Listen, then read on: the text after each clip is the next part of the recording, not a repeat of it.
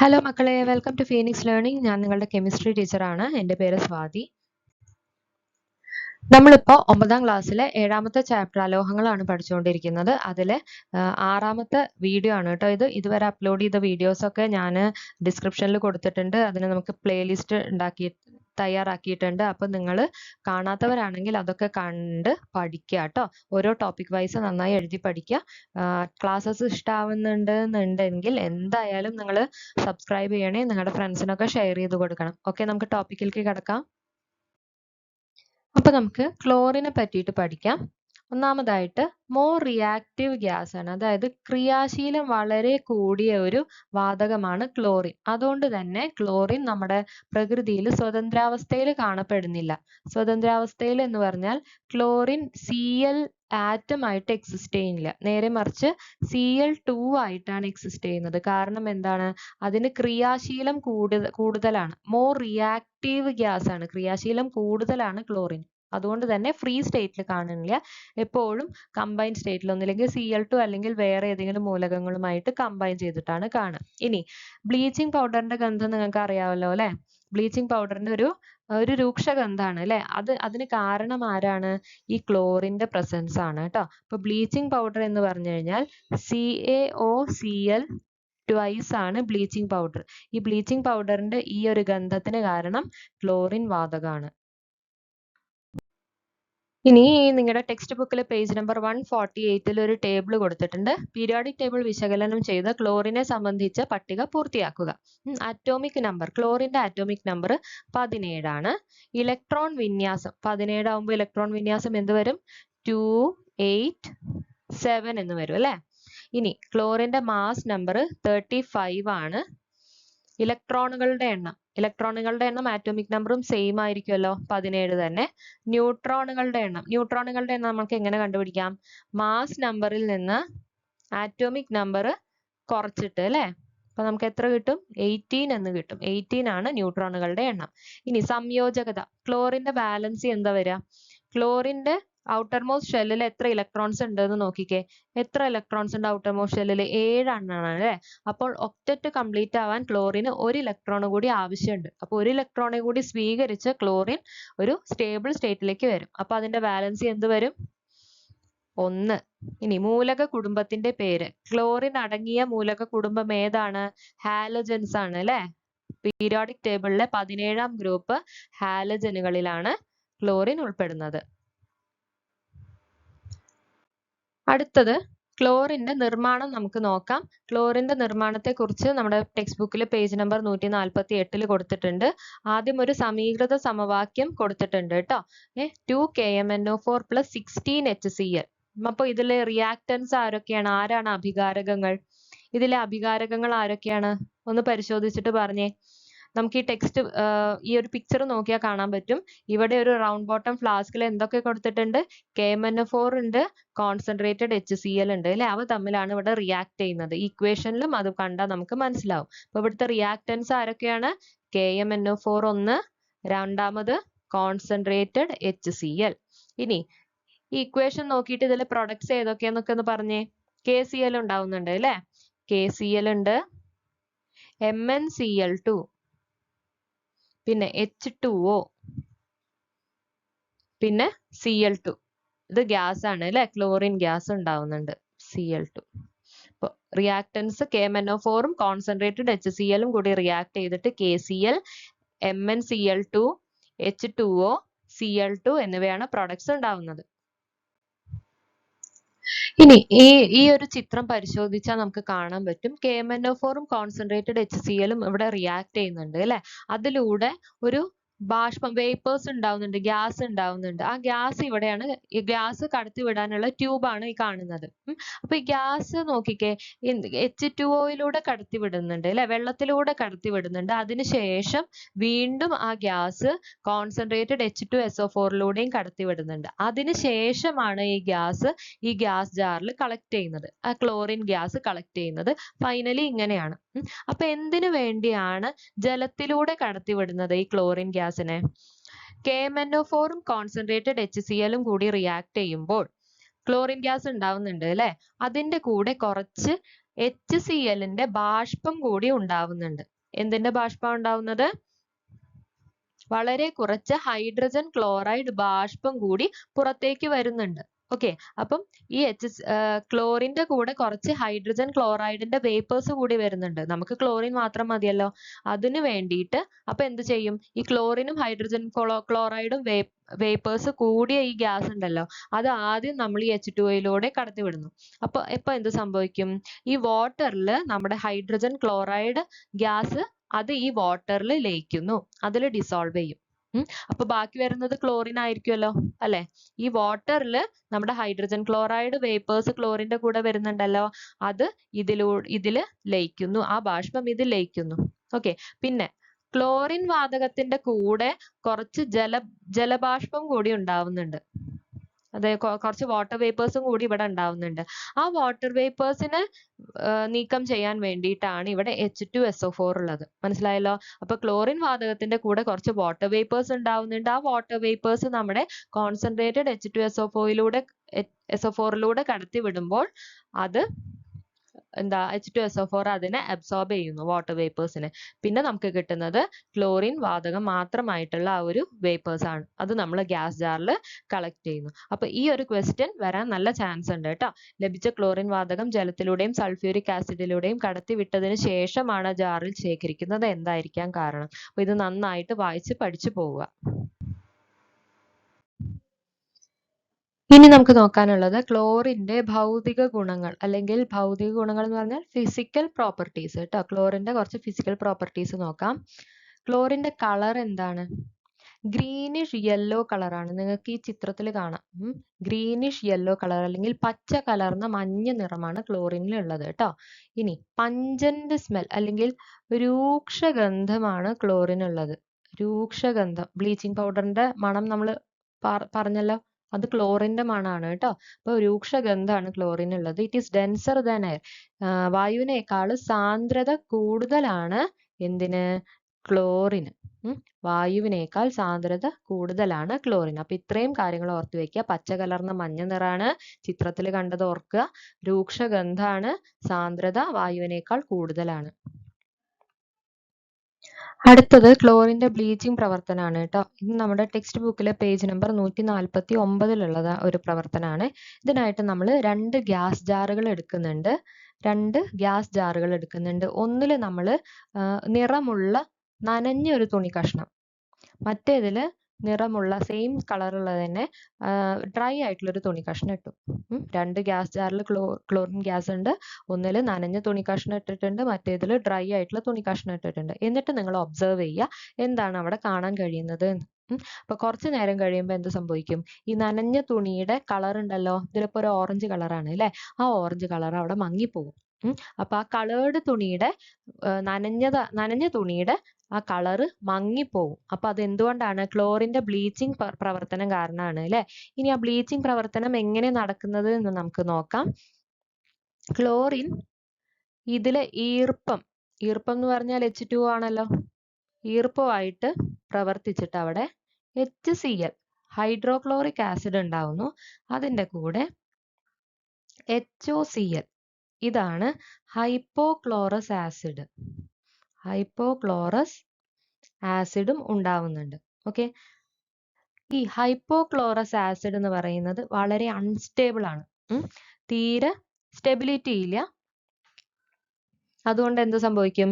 ഈ hypochlorous acid സ്ഥിരത കുറവായതുകൊണ്ട് അത് വിഘടിച്ചിട്ട് ഹൈഡ്രോക്ലോറിക് ആസിഡും, ഇതിന് നമ്മൾ നെയ്സന്റ് ഓക്സിജൻ തന്നെയാണ്, ഇതിന് നമ്മൾ നെയ്സന്റ് ഓക്സിജൻ എന്ന് പറയും, അല്ലെങ്കിൽ നവജാത ഓക്സിജൻ എന്ന് പറയും.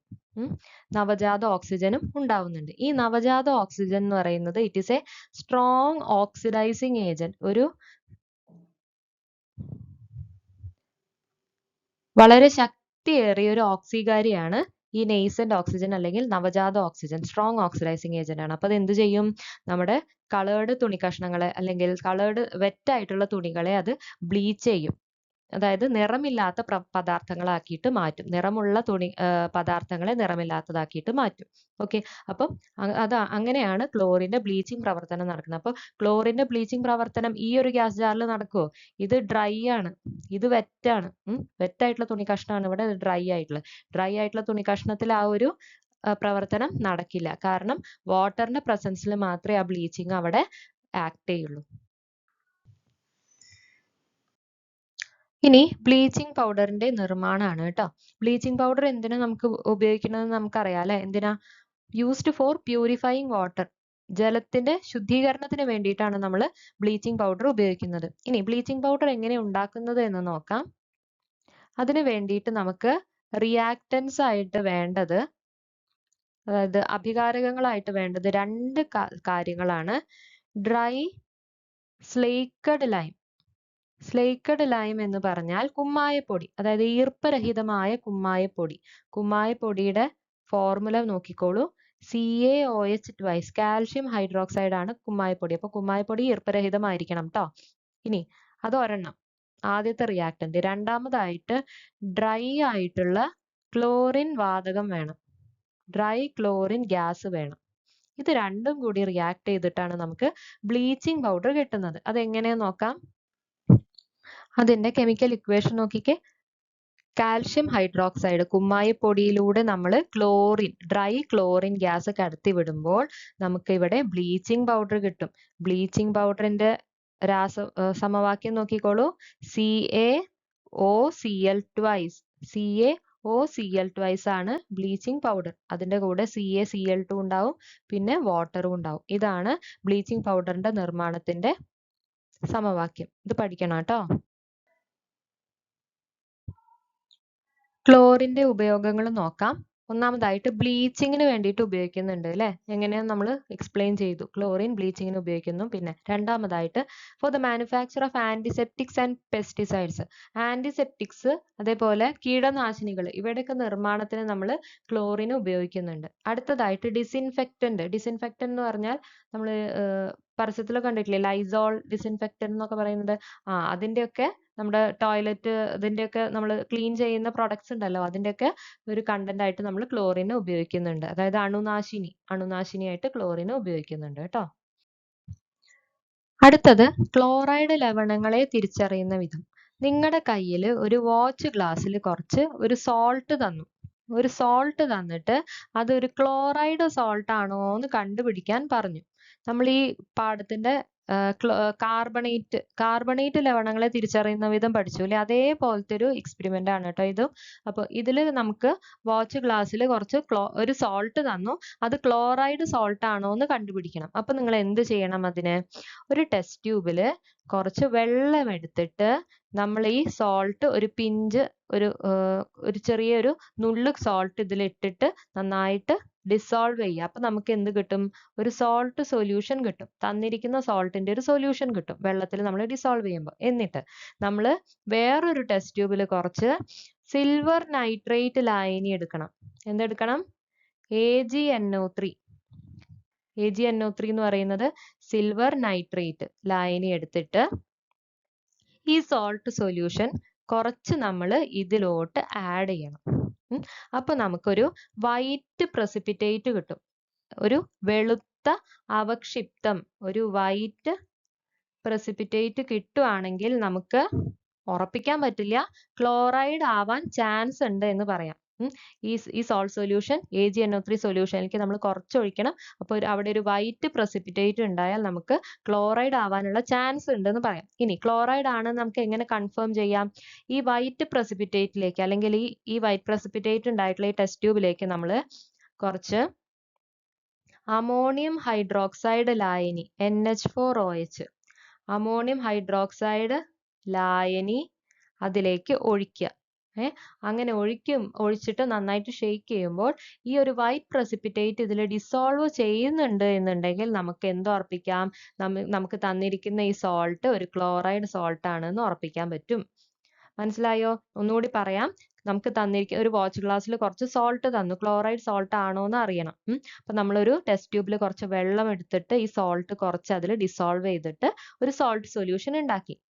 മറ്റൊരു ടെസ്റ്റ് ട്യൂബിൽ നമ്മൾ കുറച്ച് AgNO3 സൊല്യൂഷൻ എടുത്തു, സിൽവർ നൈട്രേറ്റ് സൊല്യൂഷൻ.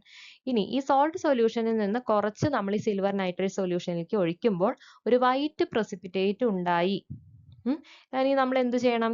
ഈ വൈറ്റ് പ്രസിപ്പിറ്റേറ്റിലേക്ക് കുറച്ച് അമോണിയം ഹൈഡ്രോക്സൈഡ് ലായനി ചേർക്കുക.